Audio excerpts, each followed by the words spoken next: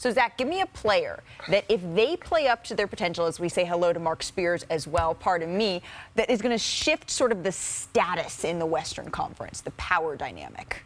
How about we go right down the Timberwolves roster and look at Karl Anthony Towns. This is a huge year for Karl Towns and the Timberwolves. I'm very high on them. I think they should be a stone-cold lock for a top 6 seed in the West. But look, the entire construction of this team is on the line this season. Once they extend Jaden McDaniels or re-sign him, they're going to be so expensive as to almost be impossible to keep together unless they are winning big, big, big. Karl Towns just hasn't played well enough in the playoffs. The fit with Gobert did not work last season, but they didn't have a lot of time between injuries and illnesses to Karl and stuff in training camp. This is a big year. He's got a lot of talent. He's talked a lot off the floor and on podcasts about how good he is, the best shooting big man of all time, and this and that. That's all cool. This is a big season. Let's put it all together, because if he does that and Ant makes the leap we're all expecting, this is a dangerous, dangerous team. Not to mention the flip side of that coin, right, becomes, okay, if they don't, are the Timberwolves looking to make some sort of shakeup to their core next offseason? Mark Spears, the Hall of Famer, who are you looking at here? Let's go to the 504, the Big Easy, Zion Williamson. I love it. The big if. When will he be healthy? When will the Pelicans be healthy? Well, Zion said his body feels great. It hasn't felt this good until before he got hurt last time. He also said fully healthy, they got a chance to make a run. I also talked to Larry Nance Jr. and he said if the ifs are health, this is only because we know healthy they feel like they could beat anybody. He said they've proven that if they're healthy, they could be atop the West, and they did that even without Brandon Ingram. He even went as far to say if they are healthy, there's no one that could beat them in back-to-backs. There's no one that could beat them at home, away. They feel like they could beat anybody on any given night. But health is the big issue. And we took off at the the beginning of the for this. season now, they got like 3 starters and 1 starter out. They got 3 reserves out. So health is already an issue again for the Pelicans. So it continues to be their Achilles heel. Right, and health isn't the only issue necessarily for the Pelicans. Take a listen to what Zion Williamson had to say about effort that he's giving. My teammates called me up. They felt like I wasn't going as hard. So I told them I'll be there for them. I wanted to come out and check the tone.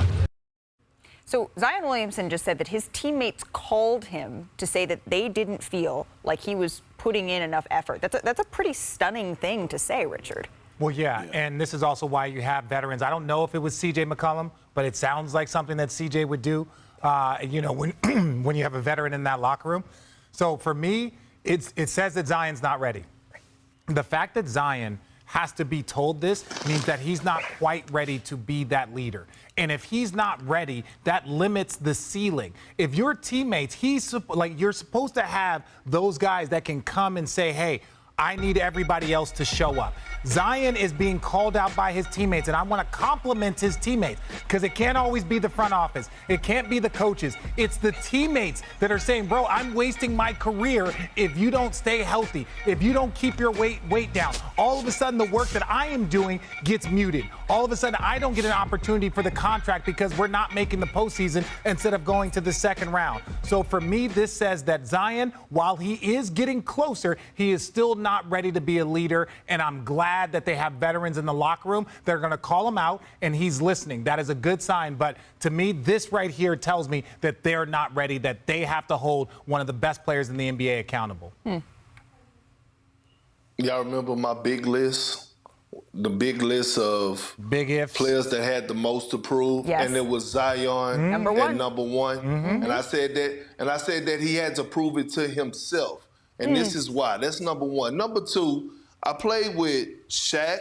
I played with KG, Paul Pierce, Ray Allen, Gary Payton, LeBron James, Kyrie Irving, Kevin Love. That's 8 future Hall of Famers and Hall of Famers, okay? And not once did I ever have to pick up the phone or nobody had to pick up the phone and tell them that they needed to bring more effort and go harder. And then if you want to make an excuse to say, well, he's young, he's still learning. I also went to a young Oklahoma City Thunder team with Kevin Durant, James Harden, and Russell Westbrook, and a Serge Ibaka.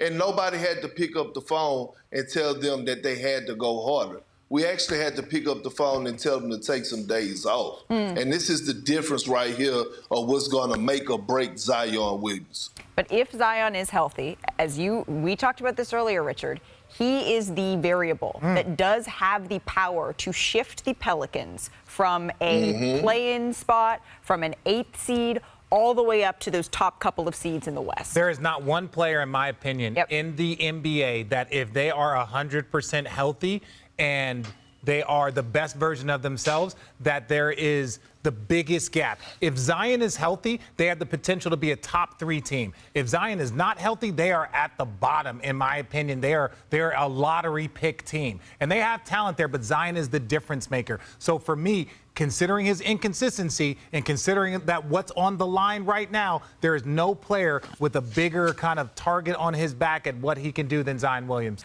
Who, Kendrick Perkins, will have to shoulder more for their team this year? LeBron James for the Lakers or KD for the Suns? Oh, it's Kevin Durant, and I believe he knows that. And we know what he's going to bring far as what he's going to bring and deliver on the court. But I think KD knows if this team is going to go anywhere, that he has to be the OG in the locker room. He has to be the leader in the locker room. And I expect him to do that. Hell, I'm also willing to jump off the porch right now before the season even starts and say that KD is my pick for MVP. Oh. I believe that he's going to have that type of year. Kevin Durant looks healthy right now in the preseason. Kevin Durant has played 4 out of 5 preseason games. That's saying a lot. And I mean, let's not act like it can't be done.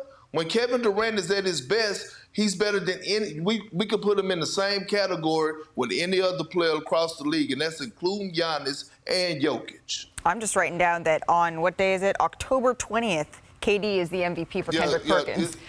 It's my twins' birthday. Remember that. Oh, happy birthday. Happy birthday to the Perkins twins. Zach, who you got here?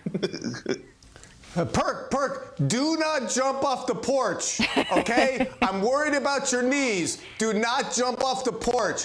The answer for me is also Kevin Durant, and here's why. LeBron has Anthony Davis behind him on defense.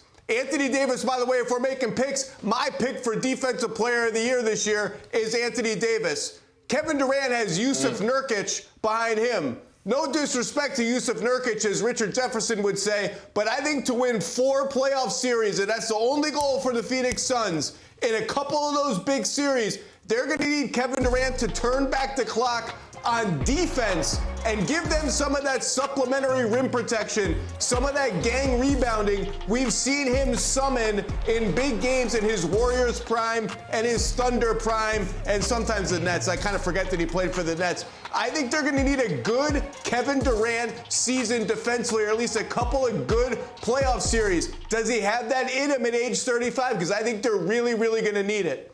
Hey, Zach, don't you disrespect the Nets talking about, oh, I sometimes forget that he played with the Nets. All right, everybody, I got a little something to show you. First of all, I want you to drink this in, the 3-piece and the biscuit, if you know what I'm saying. But look, we're going to talk about these 2 legends right now, right? These 2 legends, we have to appreciate them. Look, this generation is getting older. Steph, you got Westbrook. These guys are getting older. James Harden. Kevin Durant is 35. LeBron James is 38. We don't have very much more of these guys, and they're in the exact same conference. So they are battled. They are battle-tested, and they are ready to match up. But look at this. Look at this. They have 3 years.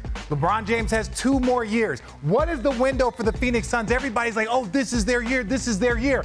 I don't think it's their year. And let me give you some history and give you some context as to why. I think they're going to be a good team. But I want to show you some other teams in year 2, what happened. Cavaliers, 14-15. LeBron James goes back to Cleveland. They lose to the Golden State Warriors. Next year, you know what happened. Year 2, they are champs. Go back to the 2010, 2011 Heat.